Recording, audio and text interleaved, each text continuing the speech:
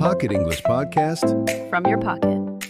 Welcome back to Pocket English Podcast. Let's talk about a moment that makes everyone sweat.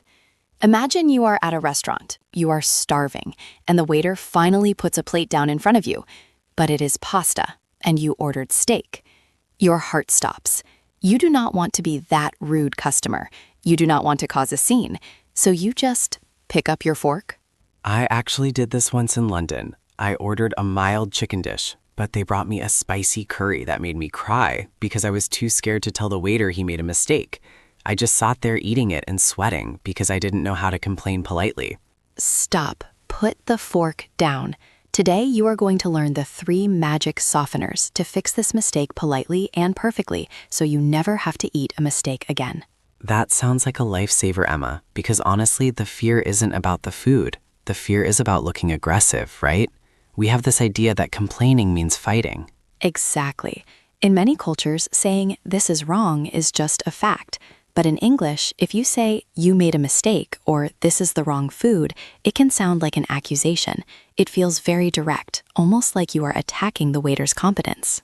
Right, it feels like you are shouting, even if your voice is quiet. So what is the first step?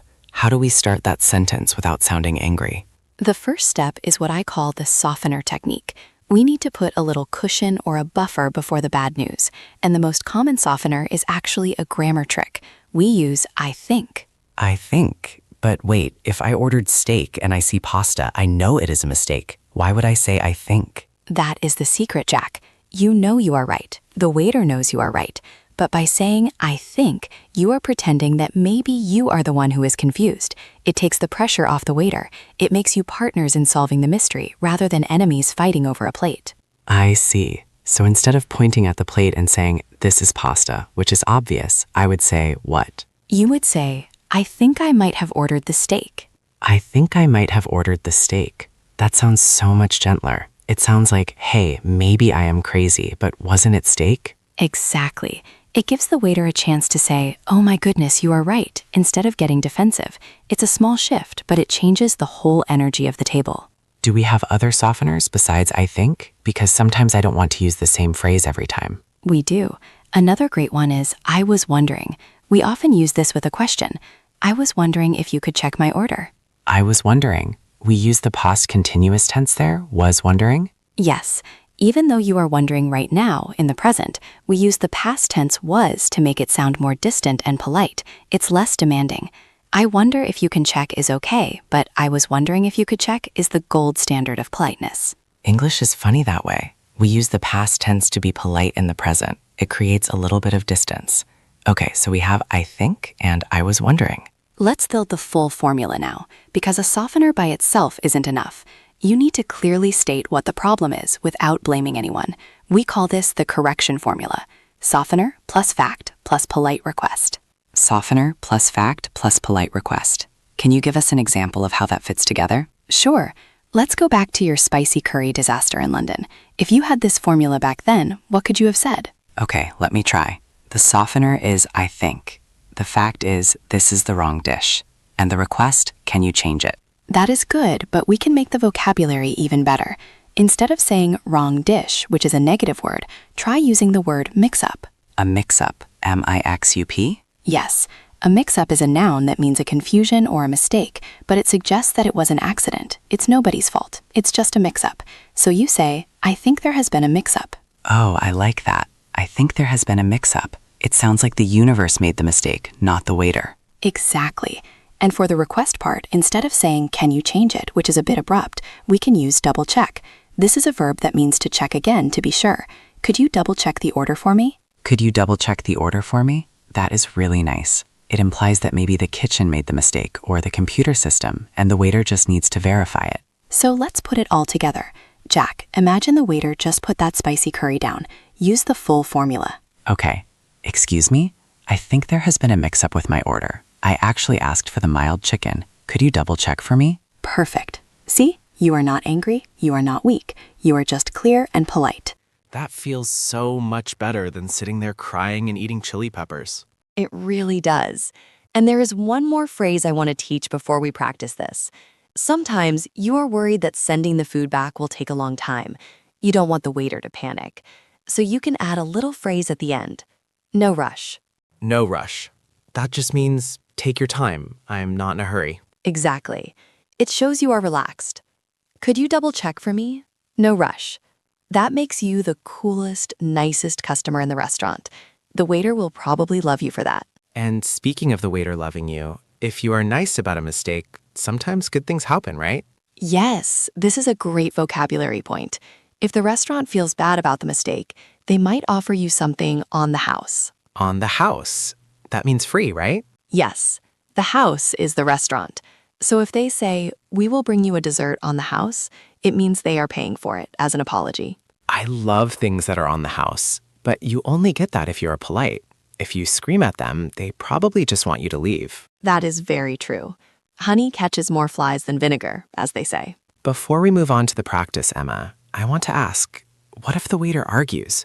What if they say, no, you definitely ordered the curry? That is a scary moment, but stick to your formula. You can use I think again, but make it about your memory. I am pretty sure I ordered the steak. It is firm, but still polite. You are not calling him a liar. You are just stating your memory. I am pretty sure. That is a good phrase. It is stronger than I think, but softer than I know. Exactly. I am pretty sure I ordered the steak. And then just wait. Silence is powerful. Just look at them pleasantly and wait for them to solve it. I think a lot of learners, and native speakers too, fill that silence because they are nervous. They start saying, oh, maybe I pointed out the wrong thing, sorry. Do not apologize for their mistake. You can be polite without saying sorry. Just use the formula. This is really useful. I feel like we are building a shield against awkwardness. We are. And if you are enjoying this episode and want to build more shields for your daily life, make sure to subscribe to the Pocket English podcast. We release new episodes every week to help you handle these exact kinds of real-world situations. Yes, hit that subscribe button so you don't miss our next lesson on travel mishaps. But for now, let's get back to the restaurant. I want to hear what this sounds like in a real interaction. Great idea. Let's listen to a dialogue. I will play the customer, and Jack, you play the busy waiter. I'm ready. I have my notepad and my apron on. Okay. Imagine it's Friday night. It's loud. You are rushing around. You just dropped a plate of fish at my table, but I ordered the burger. Got it. Action. And remember, say it out loud. If you are on the bus, whisper it. If you are at home, shout it. Get your mouth muscles moving. Okay, here comes the waiter. 3, 2, 1. Here is your garden salad, fresh from the kitchen. Enjoy your meal.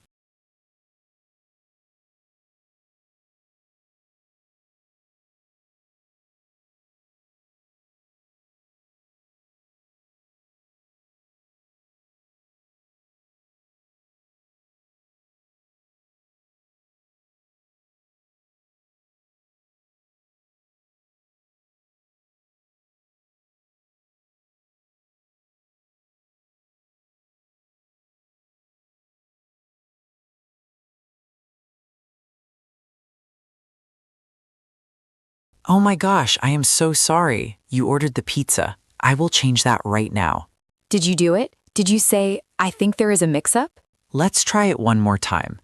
This time, be a little more casual. Use I was wondering. And remember to say no rush at the end. You ordered a coffee, but Jack brings you a tea. Ready? Go. Here is that hot tea you asked for. Careful, it's hot.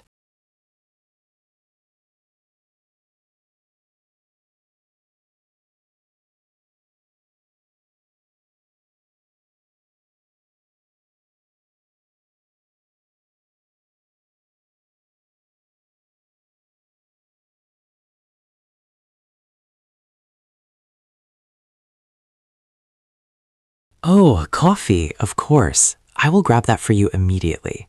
Great job. How did that feel? It feels empowering, doesn't it?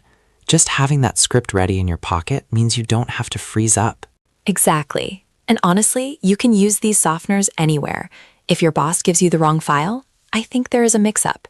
If a store charges you the wrong price, could you double-check? It is the universal tool for fixing problems without making enemies. Before we go, I have a quick tip about tipping. In places like the US, if there was a mistake but the waiter fixed it quickly and politely, you should still tip them the full amount. That is a good point. Mistakes happen. It's how they fix it that matters. If they fix it well, they still deserve the tip.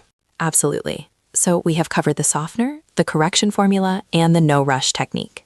I feel ready to go out and order the wrong food just so I can practice this. Please don't do that, but do practice the phrases. Emma, I have a question for our listeners. I want to know about their real-life experiences. That is a great idea. Here's your challenge for the comments section. Tell me about a time you received the wrong order. Did you send it back, or did you eat it? Start your comment with, I decided to, or if you were too scared, I was too scared to. We really want to read your stories. It helps everyone realize they are not alone in feeling nervous. And hearing how you handled it, or didn't handle it, is great practice for next time. Next time you are ordering a coffee or a meal, try to use just one softener, even if the order is correct. You can say, I was wondering if I could get a napkin, just to get used to the rhythm. That is a great small step. Practice on the easy stuff so you're ready for the hard stuff. Thank you so much for joining us today. Keep that pocket English handy and don't be afraid to speak up. See you in the next episode. Bye. Goodbye.